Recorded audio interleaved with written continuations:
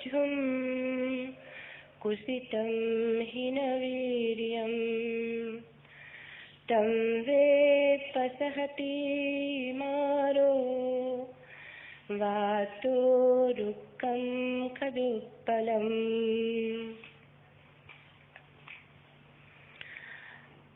अशुभानुपस्थिन्नं विहरन्तम् इन्द्रियेषु सुसंवृतं भोजनग्नि च मतन्धुं सत्थं आराधवीर्यं तं वेन्नपसहति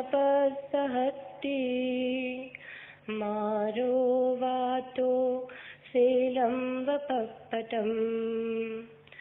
अनिक्कसावोकासावं यो वत्थं परिदेहस्यति अपेतो दमसच्चेन न स कासावमरति। असारे सारमतिनो सारे चासारदस्सिनो ते सारं नाधिगच्छन्ति मिथ्यासङ्कप्पगोचरा। सारञ्जज सारतो छत्वा असारञ्ज सारतो ते सारम् अधिगच्छन्ति समासङ्गप्पगोचरा। यथा गारं दुच्छन्नं वुद्धि समतिविञ्जति एवम् अभावितं चित्तं रागो समतिविञ्जति। यथा गारं सुच्छन्नं वुद्धि न समविञ्जति एवं सुभावितं चित्तं रागो न समतिविञ्जति।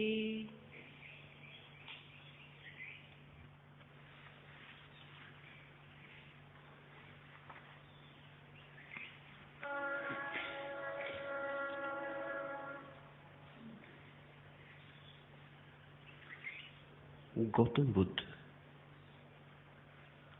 दार्शनिक नहीं,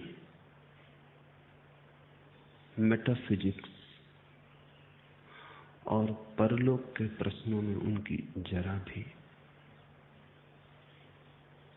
भी रुचि नहीं है। उनकी रुचि है मनुष्य के मनोविज्ञान में, उनकी रुचि है मनुष्य के रोग में और मनुष्य के उपचार में। बुद्ध ने जगत को एक उपचार का शास्त्र दिया है, तो मनुष्य जाति के पहले मनोवैज्ञानिक है। इसलिए बुद्ध को समझने में ध्यान रखना, सिद्धांत या सिद्धांतों के आसपास तर्कों का जाल उन्होंने जरा भी खड़ा नहीं किया है। उन्हें कुछ सिद्ध नहीं करना है, न तो परमात्मा को सिद्ध करना है न परलोक को सिद्ध करना है। उन्हें तो आविष्कृत करना है, निदान करना है। मनुष्य का रोग कहाँ है, मनुष्य का रोग क्या है, मनुष्य दुखी क्यों है, यही बुद्ध का मौलिक प्रश्न है। परमात्मा है या नहीं, संसार किसने बनाया नहीं बनाया, आत्मा मरने के बाद बचती है या नहीं, निर्गुण है परमात्मा या सगुण। इस तरह की बातों को उन्होंने व्यर्थ कहा है और इस तरह की बातों को उन्होंने आदमी की चालाकी कहा है। ये जीवन के असली सवाल से बचने के उपाय है। ये कोई सवाल नहीं है, इनके हल होने से कुछ हल नहीं होता है।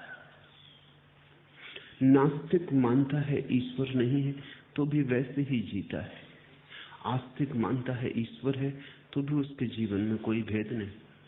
अगर नास्तिक और आस्तिक के जीवन को देखो तो तुम एक सा पाओगे, तो फिर उनके विचारों का क्या परिणाम है? परलोक है या नहीं, इससे तुम नहीं बदलते। और बुद्ध कहते हैं जब तक तुम न बदल जाओ तब तक समय व्यर्थ ही गंवाया। बुद्ध की उत्सुकता तुम्हारी आंतरिक क्रांति में। बुद्ध बार बार कहते थे कि मनुष्य की दशा उस आदमी जैसी है जो एक अनजानी राह से गुजरता था और एक तीर आकर उसकी छाती में लग गया। वो गिर पड़ा है, लोग आ गए, लोग उसका तीर निकालना चाहते हैं, लेकिन कहता है ठहरो, पहले मुझे ये पता चल जाए कि तीर किसने मारा। ठहरो, पहले मुझे ये पता चल जाए कि तीर उसने क्यों मारा। ठहरो, मुझे ये पता चल जाए कि तीर आकस्मिक रूप से लगा है या सकारण। ठहरो, मुझे ये पता चल जाए कि तीर विष बुझा है या बिन विष बुझा। बुद्ध ने कहा वह आदमी दार्शनिक रहा होगा, वो बड़े ऊंचे सवाल उठा रहा है, लेकिन जो लोग इकट्ठे थे उन्होंने कहा ये सवाल तुम पीछे पूछ लेना, पहले तीर निकाल लेने दो, अन्यथा पूछने वाला मरने के करीब है। उत्तर भी मिल जाएंगे तो हम किसे देंगे? और अभी इन प्रश्नों की कोई आत्यंतिकता नहीं है, अभी तीर खींच लेने दो। तीर छाती में लगा है, खतरा है, तुम ज्यादा देर न बच सकोगे। बुद्ध कहते ऐसी ही दशा में मैं तुम्हें पाता हूं और तुम पूछते हो कि संसार किसने बनाया। पहले इसका पता चल जाए तब करेंगे ध्यान। क्यों बनाया, पहले इसका पता चल जाए तब बदलेंगे जीवन को। क्या कारण है परमात्मा का संसार बनाने में, क्यों ये लीला उसने रची। जब तक इसका पता न चल जाए तब तक हम मंदिर में प्रवेश न करेंगे। बुद्ध कहते हैं जीवन का तीर छाती में चुभा है, पल पल मर रहे हो, किसी भी क्षण डूब जाओगे। ये उत्तर, ये प्रश्न सब व्यर्थ है। अभी तो एक ही बात पूछो कि कैसे ये तीर निकला है। इसलिए बुद्ध की बातें शायद उतनी गहरी न मालूम पड़े जितनी कपिल और कणाद की, कांट और हीगल की, प्लेटो और अरस्तु की, लेकिन ज्यादा यथार्थ है, ज्यादा वास्तविक है। और गहराई का करोगे क्या अगर गहराई झूठी हो और शब्दों की हो? असली सवाल यथार्थ को समझना है। बुद्ध पहले मनुष्य हैं जिन्होंने परमात्मा के बिना ध्यान करने की विधि थी, जिन्होंने परमात्मा की मान्यता को ध्यान के लिए आवश्यक न माना, और न केवल परमात्मा की बल्कि आत्मा की धारणा को भी ध्यान के लिए आवश्यक न माना। उन्होंने कहा ध्यान तो स्वास्थ्य है, तुम स्वस्थ हो सकते हो, फिर शेष तुम खोज लेना, मैं तुम्हें रोग से मुक्त करने आया हूं। इसलिए बुद्ध को तुम एक मनुष्य चिकित्सक की भांति देखना। वे धर्मगुरु नहीं, धर्मगुरु मान लेने से बड़ी भ्रांति हो गई, तो लोग उन्हें दूसरे धर्मगुरुओं के साथ गिन देते। वे धर्मगुरु जरा भी नहीं। कहीं परमात्मा की धारणा के बिना कोई धर्म हो सकता है, कहीं आत्मा की धारणा के बिना कोई धर्म हो सकता है। तत्व की तो कोई बुद्ध ने बात ही नहीं की, तथ्य की बात की। उन जैसा यथार्थवादी खोजना मुश्किल है। और उन्होंने मनुष्य की असली तकलीफ को पकड़ा और कहा यह तकलीफ सुलझ सकती। उन्होंने 4 आर्य सत्यों की घोषणा की कि मनुष्य दुखी है। इसमें किसको संदेह होगा? इसका कौन विरोध करेगा? मनुष्य दुखी है, मनुष्य के दुख का कारण ठीक बुद्ध वैसे ही बोलते हैं जैसा वैज्ञानिक बोलता है, दुख का कारण। क्योंकि अकारण कैसे दुख होगा? पैर में पीड़ा हो तो कांटा लगा होगा, सिर दुखता हो तो कारण होगा। पीड़ा है तो अकारण कैसे होगी? पीड़ा का कारण है। तो बुद्ध ने कहा पहला आर्य सत्य कि मनुष्य दुख में है, दूसरा आर्य सत्य कि दुख का कारण है, और तीसरा आर्य सत्य कि दुख के कारण को मिटाया जा सकता है, और चौथा आर्य सत्य कि एक ऐसी भी दशा है जब दुख नहीं रह जाता। बुद्ध ने यह भी नहीं कहा कि वहां आनंद होगा, क्योंकि वो कहते हैं व्यर्थ की बातों को क्यों करना। इतना ही कहा वहां दुख नहीं होगा। आनंद को तुम समझोगे कैसे? आनंद तुमने जाना नहीं, वो शब्द थोथा है, अर्थहीन है। तुम उसमें जो अर्थ भी डालोगे वो वही होगा जो तुमने जाना है। तुम अपने सुख को ही आनंद समझोगे, उसको थोड़ा बड़ा कर लोगे, करोड़ गुना कर लोगे, लेकिन वो मात्रा का भेद होगा, गुण का ना होगा। और आनंद गुणात्मक रूप से भिन्न है। वो तुम्हारा सुख बिल्कुल नहीं है, वो तुम्हारा दुख भी नहीं है, सुख भी नहीं। तो बुद्ध ने कहा उसकी बात कैसे करें, उसकी बात ही करनी उचित नहीं। इतना ही कहा कि दुख निरोध हो जाएगा। तुमने जिसे दुख की तरह जाना है वो वहां नहीं होगा। बीमारी नहीं होगी, स्वास्थ्य क्या होगा वो तुम स्वयं स्वाद ले लेना और जान लेना। और जिन्होंने भी स्वाद लिया उन्होंने कहा नहीं। गूंगे का गुड़ है। ये जो बुद्ध के वचन हैं उनके मनोविज्ञान की आधारशिलाएं। विषय रस में शुभ देखते हुए विहार करने वाले, इंद्रियों में असंयत, भोजन में मात्रा न जानने वाले, आलसी और अनुद्यमी पुरुष को मार वैसे ही गिरा देता है जैसे आंधी दुर्बल वृक्ष को।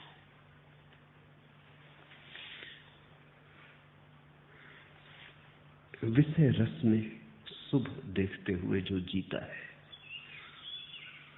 वह निरंतर दुख में गिरता है। इस बात को विस्तार से समझ लेना जरूरी है, क्योंकि समस्त योग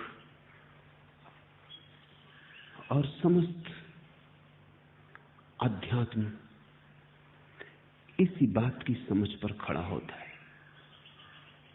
विषय में रस मालूम होता है, रस विषय में है या मनुष्य की अपनी धारणा में। कभी कुत्ते को देखा, सूखी हड्डी को चूसता है और रस पाता है, सोचता है सूखी हड्डी से लहू निकल रहा है। लहू निकलता नहीं, सूखी हड्डी में कहां लहू। लेकिन सूखी हड्डी मुंह में चबाता है तो उसके मुंह से ही लहू बहने लगता है। सूखी हड्डी गड़ती है, चोट करती है, मुंह में लहू निकल आता है।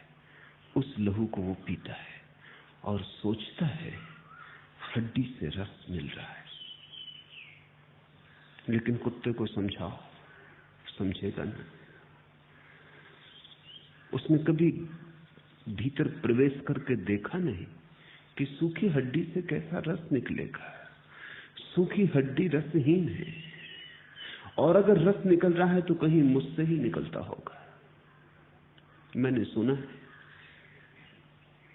कि एक सर्दी की सुबह एक कुत्ता एक वृक्ष के नीचे धूप ले रहा है, विश्राम कर रहा है। उसी वृक्ष के ऊपर जगह बनाए बैठी है एक बिल्ली, और वो भी सुबह की झपकी ले रही। उसको नींद में बड़े प्रसन्न होते देख के कुत्ते ने पूछा कि मामला क्या है, तो बड़ी आनंदित मालूम होती है। उस बिल्ली ने कहा कि मैंने एक सपना देखा, बड़ा अनूठा सपना, कि वर्षा हो रही है, पानी नहीं गिर रहा, चूहे गिर रहे। कुत्ते ने कहा, ना समझ बिल्ली, ना समझ कहीं की, मूर्ख, न शास्त्र का ज्ञान, न पुराण पढ़े, न इतिहास का पता। शास्त्रों में कभी भी ऐसा उल्लेख नहीं। हाँ, कई दफा वर्षा हुई, सूखी हड्डियां जरूर बरसी, चूहे कभी नहीं। लेकिन वो कुत्तों का शास्त्र है। बिल्ली के शास्त्रों में चूहों के बरसने का ही उल्लेख है। कुत्ते को सूखी हड्डी में रस, इसलिए उसके पुराण सूखी हड्डियों के पास निर्मित होंगे। बिल्ली को चूहे में रस है, तो निश्चित ही चूहे में कुछ ऐसा नहीं है जिसके कारण बिल्ली को रस है। बिल्ली में ही कुछ ऐसा है जो चूहे में रस है। कुत्ते में ही कुछ ऐसा है जो हड्डी में रस है।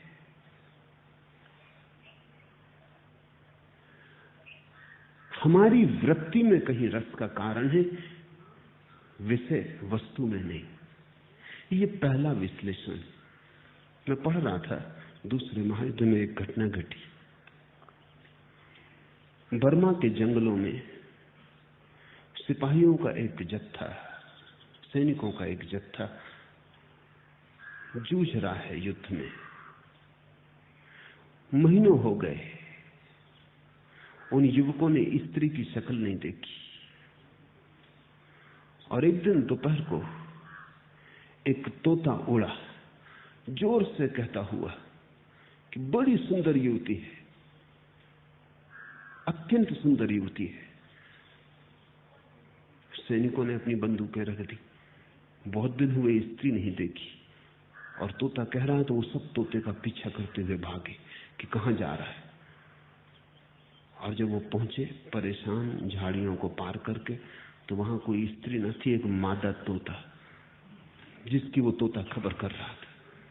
उन्होंने अपना सिर पीट लिया कि कहां इस नासमझ की बातों में पड़े। लेकिन तोते का रस मादा तोते में है। तुम्हें कोई रस नहीं मालूम होता मादा तोते में। मादा तोते में कोई रस है भी नहीं, वो तो नर तोते की धारणा में। पुरुष को स्त्री में रस मालूम होता है, स्त्री को पुरुष में रस मालूम होता है। वो रस बाहर नहीं, वो तुम्हारी भाव दशा में, वो तुम में है। बुखार के बाद स्वादिष्ट स्वादिष्ट भोजन में स्वाद नहीं मालूम होता। तुम्हारी जीभ ही बदल गई है।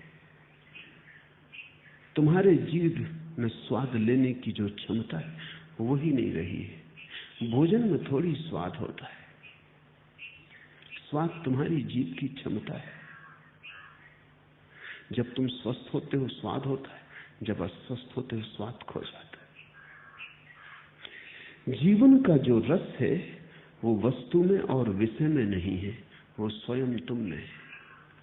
और जब तक तुम उसे विषय में देखोगे तब तक तुम गलत मार्ग पर भटकते रहोगे, क्योंकि तुम विषय का पीछा करोगे। जब तुम देखोगे कि वो रस मुझ में ही है, वो मैंने ही डाला है वस्तु में, वो मैंने ही प्रक्षेपित किया है, वो रस मैंने ही आरोपित किया है, उसी दिन तुम्हारे जीवन में क्रांति शुरू हो जाएगी। तब रस को खोजना हो तो अपने भीतर गहरे जाओ। अब बाहर जाने की कोई जरूरत न रही। दुनिया में दो ही तरह की यात्राएं हैं, एक बाहर की यात्रा है। अधिक लोग उसी यात्रा पर जाते हैं क्योंकि उनको दिखता है कि रस बाहर है, हड्डियों में रस मालूम होता है। फिर कुछ लोग जाग जाते हैं और उन्हें दिखाई पड़ता है बाहर तो रस नहीं है, रस मैं ही डालता हूं, मैं ही डालता हूं और मैं ही अपने को भरमा लेता हूं, रस मुझ में है। तो फिर वे अंतर यात्रा पर जाते हैं। उस अंतर यात्रा को ही बुद्ध ने योग कहा है।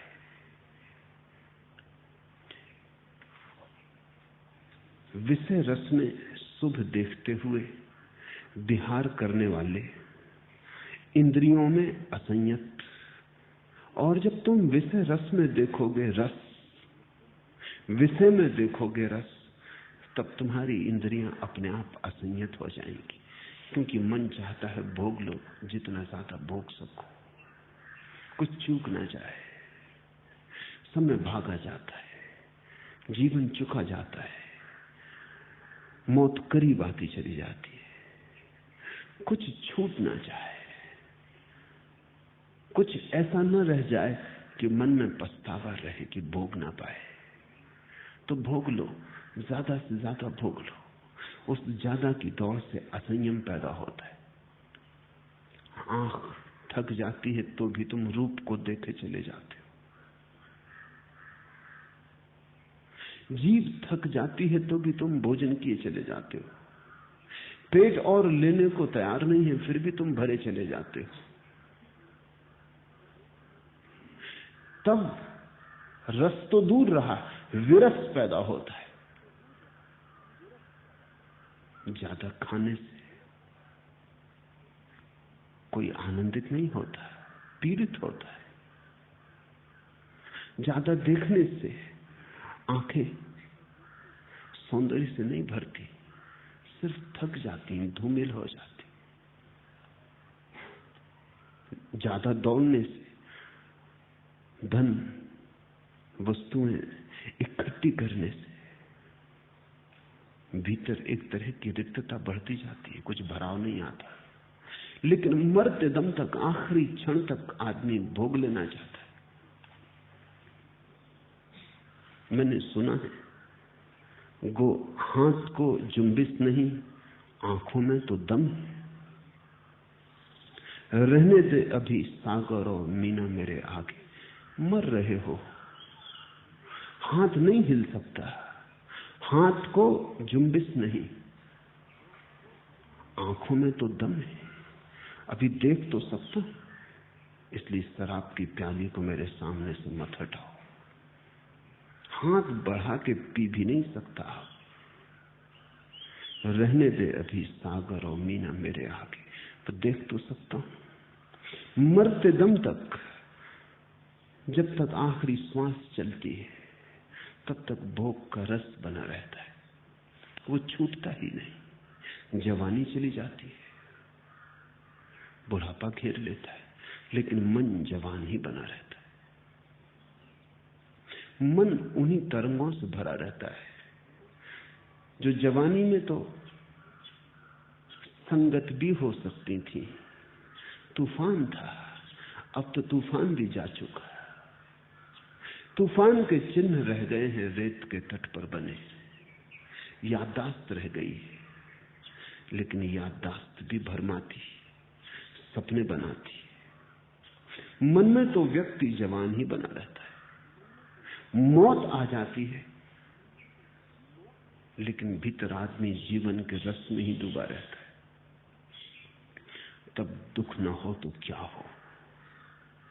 दुख का अर्थ है जहां नहीं था वहां खोजा। दुख का और क्या अर्थ है? रेत से तेल निकालने की चेष्टा की, आकाश कुसुम तोड़ने चाहे जो थे ही नहीं, खरगोश के सींग खोजे जो थे ही नहीं। दुख का इतना ही अर्थ है जो नहीं हो सकता था उसकी कामना की। फिर हाथ खाली रह जाते हैं, मन बुझा बुझा, सब तरफ विफलता का ढेर लग जाता है, और वही ढेर तुम्हारी कब्र बन जाता है। जब तक विषय में रस है और ऐसा दिखाई पड़ता है कि वहां सुख है, जब तक आंख भीतर नहीं मुड़ी और ये नहीं दिखाई पड़ा कि सुख मैंने डाला है, वो मेरी दृष्टि है, मैं जहां डालूं वहां सुख होगा।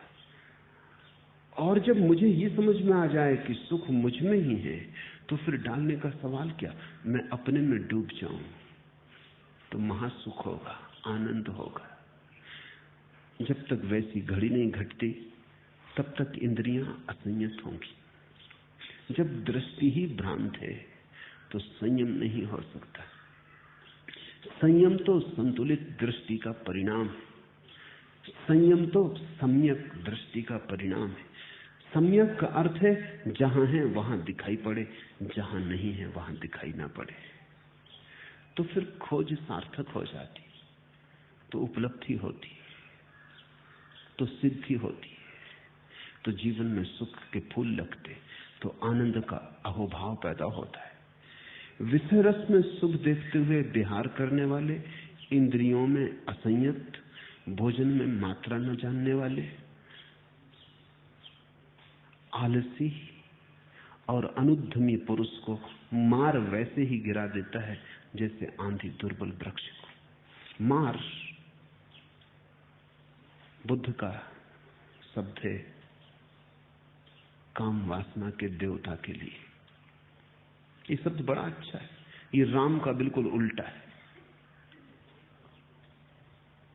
अगर राम को उल्टा करके लिखे तो मां, फिर बड़े आ की मात्रा और फिर रा। ठीक उल्टा हो जाए तो मार हो जाता है। मार बुद्ध का शब्द है काम वासना के देवता के लिए। और दो ही चित्त दशाएं हैं, या तो मार से प्रभावित या राम से आंदोलित। या तो तुम भीतर की तरफ चलो तब तुम राम की तरफ चले, या तुम बाहर की तरफ चलो तब तुम मार की तरफ चले। मार उस व्यक्ति को वैसे ही गिरा देता है जैसे आंधी दुर्बल वृक्ष को। काम वासना का देवता शक्तिशाली नहीं, तुम दुर्बल हो। इस बात को ठीक से स्मरण रखो। काम वासना का देवता शक्तिशाली नहीं है, और अगर तुम गिर गए हो तो उसकी शक्ति के कारण नहीं गिरे हो, तुम गिरे हो अपनी दुर्बलता के कारण। जैसे कि कोई सूखा जड़ से टूटा वृक्ष दुर्बल हुआ, दीन, जर्जर हुआ, वृद्ध हुआ, आंधी में गिर जाता है। आंधी ना भी आती तो भी गिरता है। आंधी तो बहाना है, आंधी तो मन समझाने की बात है, क्योंकि ऐसे ही गिर गए बिना किसी के गिराए तो चित्त को और भी पीड़ा होगी। ना भी आंधी आती तो वृक्ष गिरता ही, अपनी ही दुर्बलता गिराती है, दूसरे की सबलता का सवाल नहीं है। क्योंकि वस्तुतः वहां कोई वासना का देवता खड़ा नहीं है जो तुम्हें गिरा रहा है, तुम ही गिरते हो, अपनी दुर्बलता से गिरते हो। और आदमी दुर्बल कैसे हो जाता है?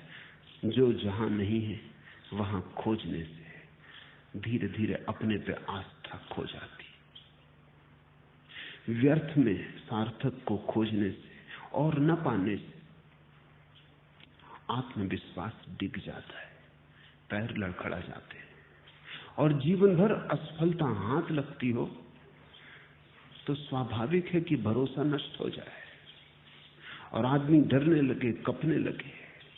पैर उठाए उसके पहले ही जानने लगेगा कि मंजिल तो मिलनी नहीं है, यात्रा व्यर्थ है। क्योंकि हजारों बार यात्रा की और कभी कुछ हाथ लेकर लौटा नहीं, हाथ खाली के खाली रहे। आलसी और अनुद्यमी। आलस्य असंयत जीवन का परिणाम है। जितना ही इंद्रियां असंयत होंगी और जितना ही वस्तुओं में, विषयों में रस होगा, उतना ही स्वभावता आलस्य पैदा होगा। आलस इस बात की खबर है कि तुम्हारी जीवन ऊर्जा एक संगीत में बंधी हुई नहीं है। आलस इस बात की खबर है कि तुम्हारी जीवन ऊर्जा अपने भीतर ही संघर्षरत है।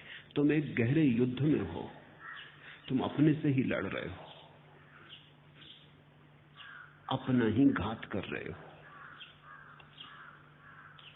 उद्यम बुद्ध उसी को कहते हैं जब तुम्हारी जीवन ऊर्जा एक संगीत में प्रवाहित होती, तुम्हारे सब स्वर एक लय में बद्ध हो जाते, तुम एक पुंजीभूत शक्ति हो जाते हो। तब तुम्हारे भीतर बड़ी ताजगी है, बड़े जीवन का उद्दाम वेग है। तब तुम्हारे भीतर जीवन की चुनौती लेने का सामर्थ्य है। तब तुम जीवंत हो। अन्यथा मरने के पहले ही लोग मर जाते। मौत तो बहुत बाद में मारती है, तुम्हारी नासमझी बहुत पहले ही मार डालती है।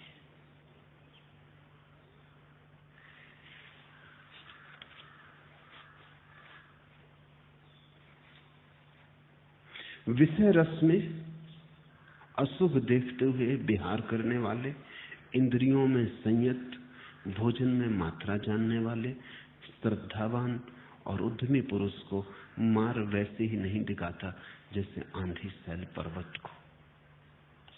आंधी आती है, जाती है, कोई हिमालय उससे दिखता नहीं, पर तुम्हारे भीतर हिमालय की शांत संयत दशा होनी चाहिए। हिमालय एक प्रतीक है, बहुमूल्य, शैल शिखर। अर्थ केवल इतना है कि तुम जब भीतर अडिग हो, जब तुम्हें कुछ भी दिखाता नहीं, जब तुम ऐसे स्थिर हो जैसे शैल शिखर, आंधी आती है चली जाती है, तुम वैसे ही खड़े रहते हो जैसे पहले थे, तब तो ऐसा होगा कि आंधी तुम्हें और स्वच्छ कर जाएगी, गिराना तो दूर, तुम्हारी धूल झंखार झाड़ जाएगी, तुम्हें और नया कर जाएगी, ताजा कर जाएगी। इसे ऐसा समझो कि तुम राह से गुजरते हो, एक सुंदर युवती पास से गुजर गई,